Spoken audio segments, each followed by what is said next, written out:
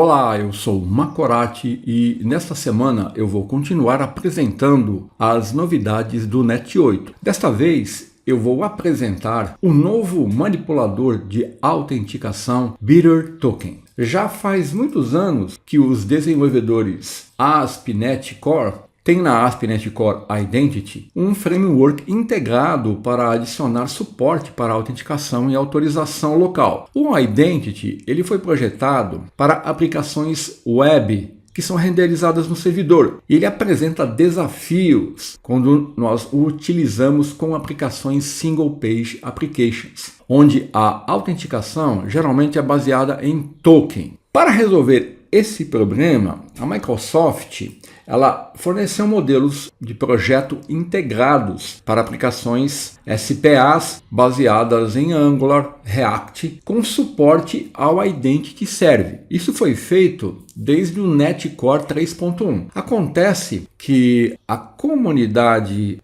.NET não ficou satisfeita com essa abordagem. Então, o que a Microsoft fez agora no Net8? No Net8, a Microsoft removeu o suporte padrão ao Identity Server e redesenhou a arquitetura interna da ASP.NET Core Identity para ser mais adequada para aplicações nativas e aplicações Single Page Applications. Então, no Net8, a ASP.NET Core 8 apresenta um novo manipulador de autenticação BitterToken. Esse manipulador ele é semelhante a um manipulador clássico de autenticação de cookie, que a ASP.NET Core Identity usa por padrão. Então, esse novo manipulador ele é responsável por criar um novo token após a autenticação do usuário e construir um objeto de usuário principal, com base em um token válido recebido no request HTTP. Ou seja, o manipulador BitterToken ele está imitando o comportamento do manipulador de cookies, que é usado para gerenciar sessões autenticadas. Só que ele faz isso usando um token em vez de um cookie. Agora aqui cabe destacar que os tokens gerados pelo manipulador BitterToken, eles não são tokens que estão no formato JWT. Ele não é um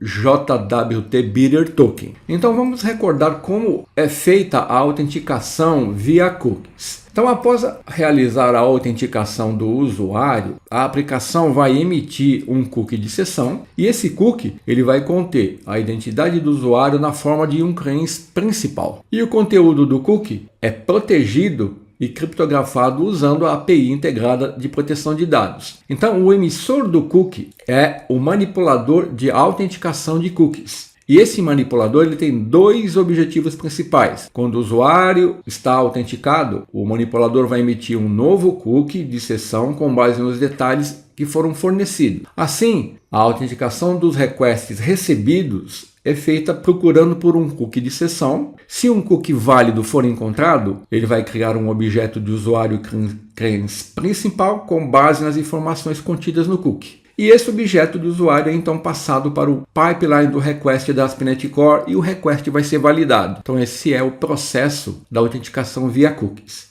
Então dessa forma, atualmente, os sistemas dependem do cookie de sessão para autenticar as requisições dos usuários. Isso significa que você é forçado a usar a interface do usuário fornecida pelo servidor back-end. E isso geralmente resulta numa experiência inconsistente para os usuários quando eles estão usando aplicações Single Page Applications ou aplicações renderizadas no servidor. Então, o objetivo do novo manipulador BitterToken é melhorar a autenticação baseada em cookies, introduzindo mais personalização e experiência de usuário consistente entre aplicativos de página única e renderizados no servidor, e também introduzir a autenticação que é baseada em token agora, sem usar cookies. Então ele altera a autenticação baseada em cookies para um sistema de autenticação baseado em token, que é mais flexível e é atualmente mais utilizado. Então com isso, nós temos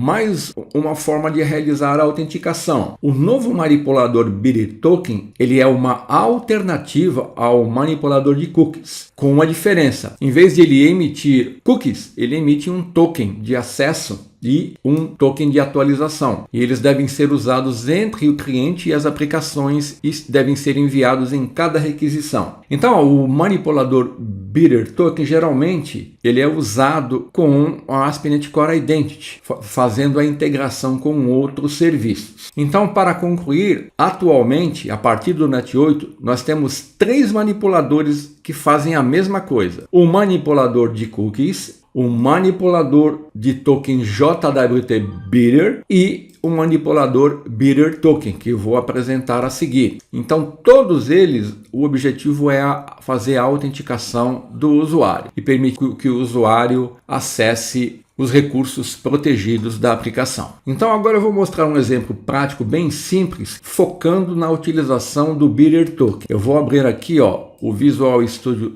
2022 Preview, vou selecionar a opção Create New Project, vou marcar aqui o template ASP.NET Core Web API, vou clicar em Next e vou chamar aqui o projeto de Net 8 Bitter Token.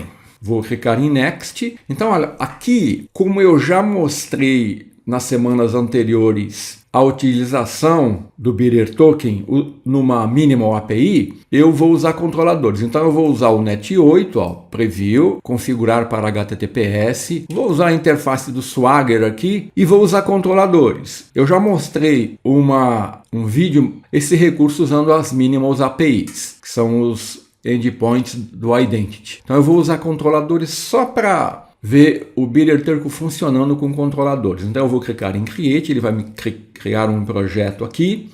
Então tá aqui, eu vou remover esse controlador aqui da pasta Controllers, que eu não vou usar, e essa classe também. Então aqui, olha, eu não vou usar um banco de dados para armazenar as informações do usuário. E eu também não vou gerar aqui endpoints para fazer o refresh token, nem para registrar o usuário. Eu vou focar apenas no Bitter Token. Então eu vou vir aqui na classe Program e aqui, antes de eu dar o build, eu vou configurar o middleware de autenticação com um manipulador Bitter Token. Então, para isso, eu faço assim, eu dou Builder, Services, Add Authentication, e aqui, eu vou usar Add Bitter Token, tá vendo?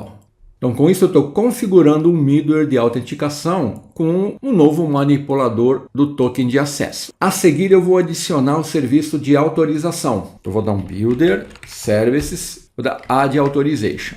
Pronto, basicamente é só isso que eu preciso. Aqui, como eu estou usando o Swagger e eu vou precisar informar o token de acesso, eu vou alterar aqui a configuração do Add Swagger Gen. Eu vou incluir aqui um código que vai me permitir informar o token gerado na interface do Swagger. Eu já tenho um artigo mostrando como que faz isso. Então olha aqui, Então, nesse código, eu estou configurando o Swagger para mim poder receber um token no esquema Bitter, tá vendo? Não é o JWT, tá? Então, eu vou incluir o token no cabeçalho Authorization, do request, no header Authorization do request, no formato de um token. Então, esse código é necessário para que o Swagger me permita fazer isso. Então, agora eu vou criar aqui, na pasta Controllers, um novo controlador. Vou colocar, API Controller Empty, vou chamar de Auth Controller. Aqui nesse controlador eu vou criar 2 endpoints. O que vai fazer o login, que usa esse código aqui. Então aqui, como eu não estou usando o banco de dados, eu vou receber o nome do usuário e a senha. Eu vou fazer uma validação bem básica aqui,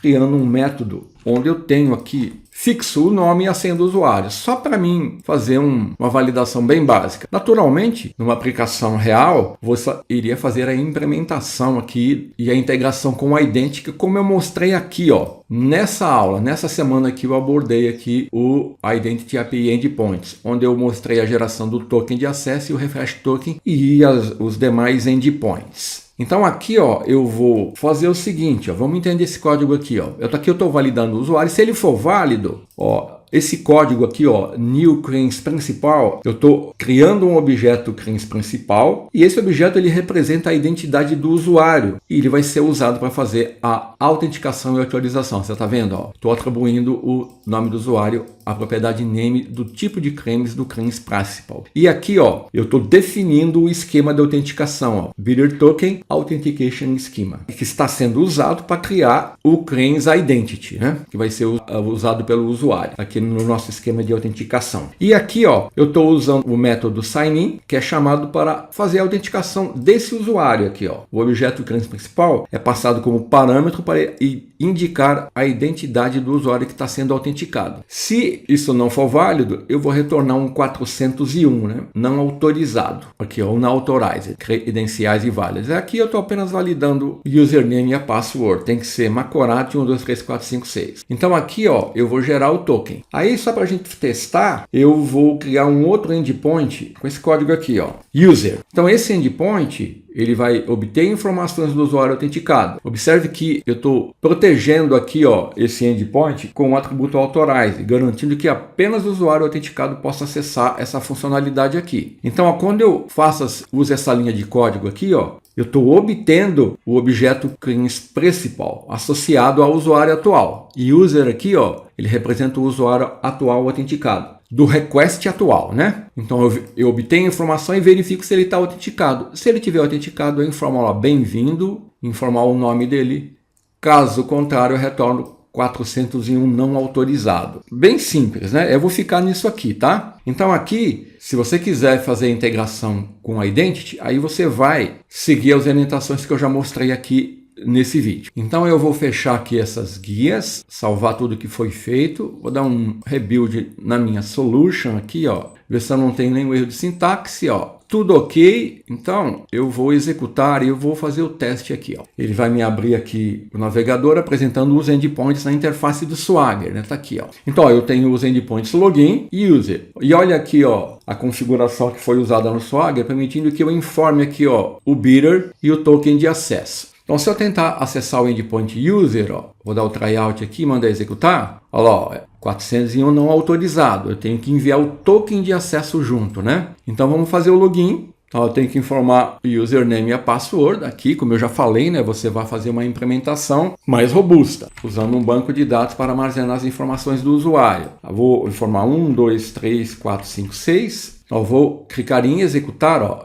e olha aqui, ó. Foi gerado, então, aqui, ó, o token de acesso, que eu vou copiar aqui, ó, o tempo de expiração, que é 1 hora, e o refresh token, que você pode usar caso o token expire. Então, ó, eu copiei o token de acesso. Então, ó, se eu tentar acessar aqui, ó, o endpoint user, sem enviar o token, ó, eu recebo 401. Eu tenho que enviar o token. Então, eu vou vir aqui em Authorize, vou informar aqui, ó, bidder, e vou colar o token que eu copiei.